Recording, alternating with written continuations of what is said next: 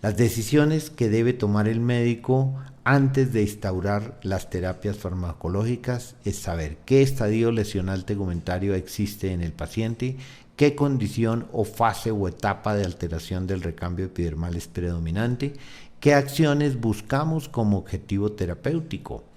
Vamos a seleccionar el principio activo a prescribir, saber si debe ser solo o asociado o le conviene más a nuestro paciente de acuerdo al estadio que esté cursando o concurriendo en él, si se va como una medicación única o una medicación asociada, con qué tiempo de contacto debe estar la piel y el pelo con la forma galénica prescrita y la frecuencia de aplicación de la terapia tópica o baño. La terapia conduce o lo que busca como objetivo es la estabilización del recambio epidermal y por lo tanto se impone una terapia sinérgica combinada entre terapia tópica y terapia sistémica básicamente. Por eso es importante la identificación de los estadios de las etapas para saber la elección del tipo de forma galénica. El agente tópico a utilizar. La mejor terapia tópica se llama la hidroterapia a través de los baños. Recordemos que el agua puede ser altamente hidratante, correctamente bien usada, pero puede ocurrirse el efecto piscina cuando exageramos con la exposición al agua porque termina deshidratando.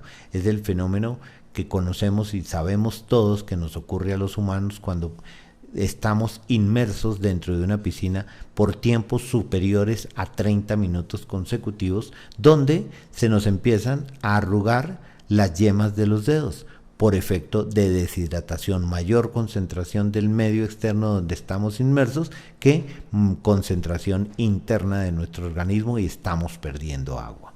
La temperatura del agua para los baños ha de ser fundamental. Las pieles alteradas no deben ser sometidas a baños ni con agua excesivamente caliente ni con agua fría. Debemos utilizar aguas a temperatura templada, a temperatura corporal, para producir los mínimos cambios vasculares en estos pacientes con pieles ya previamente afectadas y sensibilizadas por su patología. El principio activo empleado: recordar las concentraciones por los cuales debemos utilizarlos y debemos prescribirlos correctamente, porque no quiere decir que a más mejor. Ya vimos cómo el POP por encima del 3% puede ser una molécula lesiva para la piel de los caninos, en tanto que puede ser lo correcto para utilizar en humanos. El tiempo de contacto de exposición de la forma de champú con la piel de nuestros pacientes ha de ser muy importante. También es la aplicación y el masaje que se debe aplicar a la piel. El champú se puede dejar el tiempo que ustedes quieran sobre la piel y enjuagarlo después y seguramente no ha hecho ningún efecto. No se trata de aplicar el champú, de dejarlo sobre la piel de nuestro paciente, piel y pelo, sino masajearlo activamente para que logre penetrar por la vía de la UPSA, de la unidad pilosebácea-apocrina, y pueda reconstituir el daño que se ha establecido por el proceso degenerativo o inflamatorio que pueda padecer nuestro paciente. La metodología del secado debe ser fundamental. En general, la utilización de los llamados secadores o blower y los llamados sopladores también constituyen otra causa aditiva de deshidratación de la piel que ya está previamente alterada. Entonces, en lo posible, los pacientes dermatópatas, no hablo de los pacientes normales, no se deben secar con exposición a esos secadores o sopladores de altas o bajas, aún sean bajas temperaturas o temperaturas frías. ¿Qué buscamos? Reconstituir, estabilizar, en esencia, el tiempo del recambio epidermal, para llevarlo a la fisiología de los 22 días o lo más cercano posible en esas pieles altamente delicadas. La terapia tópica. Sabemos que son escasas las dermatopatías que se manejan única y exclusivamente con terapia tópica, pero sabemos que es en extremo importante la terapia tópica para el manejo de la gran mayoría de esas dermatopatías, y sabemos eso sí claramente que todas se benefician notablemente con ella cuando la utilizamos en forma correcta. La terapia tópica, ¿qué propósito tiene? ¿Cuál es el doble propósito que buscamos al aplicarla, al prescribirla? la estabilización o reconstitución del tiempo del recambio epidermal y el control de los microorganismos complicantes. Entonces debe tener una acción para el control del crecimiento de todos esos agentes que sobrecrecen cuando encuentran un medio propicio para hacerlo, que son esas pieles altamente alteradas en su ecología. El control de la disqueratosis la logramos mediante 3 mecanismos que debemos promover en forma adecuada y ordenada. Entonces, ¿qué es lo que buscamos? Básicamente desengrasar las capas rancias, provocar la disgregación de las escamas adheridas y finalmente humectar o hidratar esos mantos secos. Estamos yendo de la fase 3 hacia la fase 2 para llegar a la fase 1, donde logramos la hidratación correcta de las pieles hasta donde es posible, como aquellas que tienen desórdenes genéticos, como es el caso de los pacientes afectados por dermatitis atópica. Los agentes tópicos en general penetran el tegumento y cumplen su objetivo utilizando 3 vías: la vía folicular sebácea, la vía de los conductos sudoríparos y esencialmente la hidratación del estrato córneo. La vía folicular sebácea, los conductos sudoríparos en la unidad pilosebácea apocrina y particularmente la hidratación del estrato córneo, que vimos cómo tiene alteraciones en su componente de ácido linoleico y exceso de ácido oleico, con alteración del componente de la capa de esfingolípidos, particularmente por alteración en el componente de ceramidas. Para lograr los objetivos terapéuticos tópicos son ideales definitivamente las formas galénicas en champú por encima de cualquier otro tipo de presentación o vehículo, que los dejamos en general para utilización en dermatología humana, las cremas, las lociones, los ungüentos. Esto no es práctico, no es útil en la gran mayoría de las veces para las pieles de los caninos, a menos que se trate de lesiones muy pequeñas, muy localizadas y muy puntuales. La mejor terapia, el mejor vehículo y la mejor forma galénica son los champús, que deben reunir una serie de propiedades de acuerdo al estadio de alteración del recambio epidermal. Deben ser los verdaderos antiseborreicos, deben cumplir su acción queratolítica. ¿Qué quiere decir eso? Que sean los promotores de la disgregación de las escamas y la separación del epidermis. Pero debemos tener en cuenta que productos con acción queratolítica entre más concentrados no son mejores. Hay unos que destruyen los desmosomas de las uniones intercelulares por afectar directamente la formación de los puentes disulfuro, y dentro de ellos tenemos el sulfuro de selenio, producto utilizado con mucha frecuencia en humanos, aunque ya ha caído también en desuso y sobre todo en concentraciones altas, pero en general el sulfuro de selenio es un producto coprincipio activo que no debe utilizarse en dermatología canina. Tiene poder detergente, es irritante, además es deshidratante y a la larga tiene efecto de rebote. ¿Qué quiere decir? Que inicialmente, mientras se esté usando, hace su acción o cumple su acción queratolítica el sulfuro de selenio. Una vez suspendido, esas pieles vuelven a ser más seborreicas aún que lo que quisimos controlar inicialmente cuando instauramos la terapia. El peróxido de benzoilo, un producto que, como ya mencionamos, excelente, con acción antiseborreica, muy buena función queratolítica, siempre y cuando utilicemos concentraciones del 3% o menos en dermatología canina.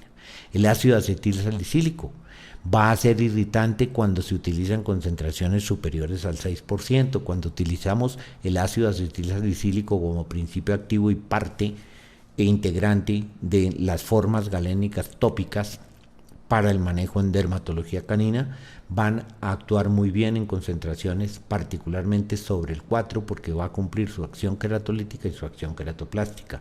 El ácido acetil salicílico, cuando se utiliza en concentraciones del 2 o menos, solamente es queratoplástico, pero nunca podrá actuar como queratolítico. Sale si no tiene concentraciones entre el 2 y el 4, ojalá del 4. Las sales de zinc, piritionato y piritiona deben utilizarse en concentraciones por debajo del 2, concentraciones igualmente por encima del 2 son altamente irritantes para la piel de los dermatópatas caninos. La acción queratoplástica, ¿qué hacen? Son queratomoduladores y esencialmente queratorreguladores. cumplen su actividad seborreica al reducir el índice mitótico en los queratinocitos de la basal epidérmica y reducen la velocidad del recambio epidermal. Entonces contribuyen a estabilizar el tiempo del recambio epidermal, que es nuestro objetivo terapéutico en medicina y en dermatología. ¿Quiénes lo cumplen correctamente? Concentraciones con principios activos como el peróxido de benzoilo al 3% o al 2.5%, piritiona o piritionato de zinc al 2.5 o al 1.5% y concentraciones de ácido acetil salicílico que deben oscilar entre el 2 y no más allá del 4, pero preferiblemente por encima del 2 para que sea tanto queratoplástico como queratolítico. Nunca concentraciones superiores al 4% de ácido acetil salicílico. Igualmente, deben cumplir una función desengrasante, pero sin ser detergentes. Deben poseer esta propiedad cuyo mecanismo de acción la cumplen a través de la hidrólisis de la secreción sebácea, por interferencia en la producción de la secreción de sebo y a su vez el efecto desengrasante al hacer el flushing folicular, la limpieza de los conductos, disminución de la actividad local de la 5-alfa reductasa. Y esto lo hacen particularmente el peróxido de benzoilo en las concentraciones que ya mencionamos y las sales de zinc, la piritiona y el piritionato. Existen también condición de desengrasante o se les confiere a los alquitranes que de hecho la tienen y al sulfuro de selenio, pero ya vimos por qué no debemos utilizar sulfuro de selenio. Y los alquitranes igualmente son hipersensibilizantes y fotosensibilizantes, por ello han caído en desuso dentro de la dermatología canina. La acción hidratante, que es fundamental y que deben cumplir, para lograr este efecto deben ser tanto humectantes como emolientes. O sea que son agentes higroscópicos que atraen el agua al estrato córneo y ojalá al hiperqueratinizado. Allí lo van a retener reteniendo el agua en la epidermis al activar los corpúsculos lamelares o laminares o llamados corpúsculos de Odland en la piel. Van a controlar cuando estabilizamos y activamos los cuerpos lamelares, van a controlar las pérdidas del agua transepidérmica, las PATE llamadas pérdidas de agua transepidermal o transepidérmica. ¿Quiénes cumplen estos mejores efectos hidratantes? La urea, la avena coloidal, la glicerina, el propilenglicol, los lactatos tanto de sodio como de amonio, el pantenol y la clorhexidina, que tiene aditivamente un efecto emoliente. Pero deben cumplir una acción antimicrobiana para reforzar y para ayudar desde lo tópico a los efectos sistémicos de los antibióticos, de los antimicóticos, de los antilevadurales. Y para ello tenemos el peróxido de benzoilo, las sales de zinc, la clorhexidina y el etil-lactato, que poco se usa por su costo elevado. Debemos tener en cuenta igualmente una observación importante. En la dermatoterapia tópica sabemos que es una ciencia que tiene un poco de arte, bien lo describía el doctor Halliwell en su expresión. La dermatología y la dermatoterapia tópica son una ciencia con mucho de arte. ¿Dónde está el arte? En la experticia del dermatólogo, en la experiencia de cada dermatólogo, en donde no se pueden hacer generalizaciones ni establecer protocolos de carácter rígido. ¿Por qué? Porque cada paciente deberá ser medicado en una forma individual. Recordemos la premisa ética de nosotros los médicos. Nosotros tratamos enfermos, no manejamos enfermedades. Las enfermedades se las dejamos para que las encuentren los empíricos, los teguas, dentro de los libros Personas Observadoras, Personas Inteligentes, la sabiduría popular, pero nosotros no podemos tener protocolos porque vamos a manejar nuestro paciente bajo la premisa de que cada paciente, teniendo la misma enfermedad, se va a comportar en una forma distinta, requiere una terapia específica para él, sus condiciones son específicas y su estadio de enfermedad es único. Entonces vamos a prescribir de acuerdo a lo que necesita individualmente cada uno de nuestros pacientes, con un estricto y permanente seguimiento médico y con una atenta observación por parte del propietario, a quien debemos haber instruido sobre el seguimiento específico de la respuesta frente a las prescripciones hechas por nosotros. Hay una serie de puntos clave que no se pueden olvidar en la prescripción de los fármacos y en las terapias. Acorde como se va modificando la piel y el pelo frente a la respuesta tópica instaurada, se debe reconsiderar la utilización del principio activo, ya sea o cambiándolo, o ajustando la frecuencia, o ajustando la duración, o ajustando la intensidad o todos los anteriores en ese tipo de paciente. Las terapias rígidas por lo general son incorrectas y generalmente son devastadoras. No es aconsejable emplear el mismo champú en el mismo paciente al principio, en el intermedio y hasta el final de la terapia, porque ya vimos las consideraciones y los factores etiopatogénicos que se están dando y la fisiología de alteración que se está dando tanto en el recambio como en la mitosis celular. Por lo general, y de acuerdo a la evolución, se utilizarán principios activos diferentes o se emplearán más de uno en cada fase o etapa de progresión de la dermatopatía, con miras a restaurar el tiempo del recambio epidermal y acorde con la necesidad de cada paciente en forma individual. Recordemos que existen una serie de manifestaciones secundarias en las dermatopatías que no podemos perder de vista. 1. La presencia o no de prurito emergente después de las complicaciones frente a una alteración del recambio epidermal o per se por la patología de base que padece cada uno de nuestros pacientes. Prurito que por el trauma autoinfligido que induce en el paciente va a generar la hipotricosis y la alopecia. Como consecuencia, con un proceso inflamatorio severo sobre su piel, con lesiones de escoración secundaria, con manifestaciones costrosas o papulares, comedones y finalmente con las complicaciones finales infecciosas de pioderma, de leurosis, de demodecosis o de dermatofitosis. Para ello debemos instaurar específicamente cada terapia a través de los antibióticos, a través de los antilevadurales y a través de los productos antimicóticos específicos o antidermatofitos. Recordemos que existen los fungistáticos y los fungicidas. Esencialmente, en los procesos infecciosos causados por bacterias vamos a utilizar de primera elección la cefalexina. Posteriormente veremos cuando haya sospechas de resistencias bacterianas, cuándo hacer un antibiograma y una prueba de sensibilidad. En la leurosis, recordemos que existen los productos en general de tipo sistémico, encontramos los azólicos o los triazólicos. Dentro de los azólicos, el ketoconazol cumple una función importante frente a la leurosis, pero tiene una alta hepatotoxicidad, por lo cual su uso debe ser bajo estricta vigilancia o con control o con precaución o simplemente sustituyéndolo por alguno de los triazólicos, particularmente el itraconazol, que aún se puede utilizar en periodos no diarios, sino un par de veces por semana, con efectos muy importantes y muy parecidos a la utilización del ketoconazol diario que se debe dar durante 30 o 40 días en ciertos pacientes. Mi postura es que frente a la leurosis, si controlamos los otros agentes microbianos de acción nociva como son las bacterias y los demodex, las leurosis se controlan mejor desde el punto de vista tópico con principio activo como la clorhexidina, siempre y cuando se utilicen concentraciones entre el 2, 3, máximo el 4% para la terapia tópica.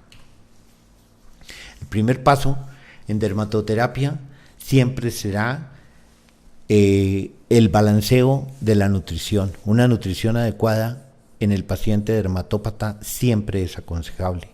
Y adicionalmente tendremos toda la terapia coadyuvante con los antiparasitarios para adentro, afuera, ectoendoparásitos, los antibióticos cuando tengamos piodermas, los antilevadurales frente particularmente a la dermatitis malacesia, la utilización o no de antihistamínicos que sabemos que tienen muy poca acción frente al prurito en dermatología canina, pero que pueden contribuir, que pueden ayudar, sobre todo si se utilizan en terapias asociadas en esos pacientes que necesitan glucocorticoides junto con los ácidos grasos esenciales, pueden llegar a servir para disminuir la dosis mínima efectiva necesitada como glucocorticoides en terapias crónicas en ciertos pacientes, verbigracia, los pacientes que padecen dermatitis atópica canina. La utilización de los hormonales o suplementaciones hormonales, como es el caso de el hipotiroidismo por hipofunción de la glándula tiroides a través de la levotiroxina sódica, que ya dijimos utilizaremos dosis que oscilan entre 10 y 20 microgramos por kilogramo de peso de levotiroxina, suministrada cada 12 horas al principio, y en algunos pacientes se puede estabilizar la terapia crónica, la terapia por el resto de la vida, en dosis cada 24 horas. Ya hicimos consideraciones respecto a las terapias en hiperadrenocorticismo como enfermedad endocrina, como enfermedad incretoria de alto impacto sobre el tegumento en nuestros pacientes caninos, y se harán las terapias combinadas necesarias, pero en esencialmente nutrición, terapia tópica, terapia sistémica cuando es necesario. Vemos cómo, de acuerdo a la visión de cada médico, se podrán tener diferentes puntos de vista siempre y cuando conduzcan al bienestar, a la recuperación, con un buen diagnóstico de nuestros pacientes. El ejemplo de la imagen simplemente significa eso. Depende con el cristal que miremos las cosas. Este elefante podría llegar a tener 5 patas en vez de 4. Esas son las visiones médicas que siempre deben conducir al beneficio del interesado final, que es nuestro paciente, y en nuestro caso del paciente y el binomio propietario-paciente, a quien debemos dar y proporcionar lo mejor de nuestro servicio médico. Muchas gracias, colegas. Con esto hemos dado fin al módulo segundo dentro del Diplomado de Farmacología Clínica. Muchas gracias a ustedes.